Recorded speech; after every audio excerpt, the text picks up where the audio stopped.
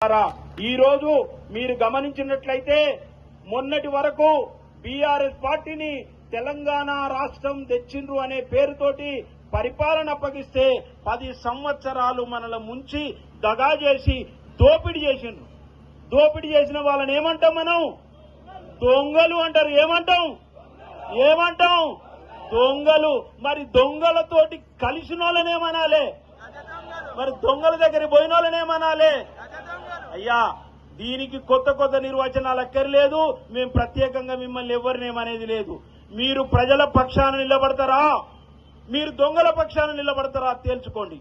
మీరు ప్రజాస్వామ్యం పక్షాన నిలబడతారా, లేదంటే మీరు నియంతృత్వం వైపు నిలబడతారా తేల్చుకోవాలి.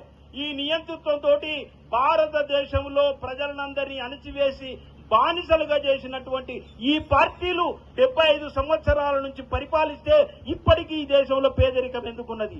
ఇప్పటికీ నా ప్రజలు డబుల్ బెడ్రూములు లేకుంటే పెన్షన్ల కొరకు ఎందుకు ఎదురు చూస్తున్నారు? మీరు ఇచ్చే బుచ్చం కొరకు ఎందుకు ఎదురు చూడాల్సి వస్తుంది? ప్రజలు 75 సంవత్సరాలుగా మీరు ఎన్నికలు వచ్చిన ప్రతిసారి దొంగ మాటలు చెప్పి గెలుస్తున్నారు.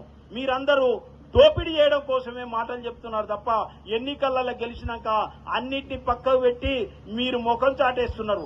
ప్రజలందరూ అర్థం చేసుకున్నారు. ఈ రోజు మొన్నటి దాకా టీఆర్ఎస్ పార్టీ ఏమైతే చేసిందో అదే విధంగా కాంగ్రెస్ పార్టీ కూడా చేస్తుందనేది ప్రజలకు అర్థమైపోయింది. రేవంత్ రెడ్డి గారు, ఇక మీరు కూడా త్వరలోనే దుకాణం కూడా మూసేస్తారట. మీది మొత్తం క్లోజ్ అవుతుంది.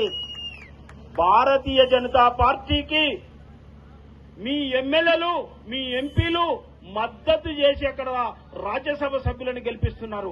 అక్కడ వేరు చోట్ల కాంగ్రెస్ పార్టీలో నుంచి గెలిచినటువంటి వాళ్ళు అక్కడ ప్రభుత్వాలు, బీజేపీ ప్రభుత్వాలు ఏర్పడేటట్టు చేస్తున్నారు. అంటే చెయ్యి గుర్తు పార్టీ మీద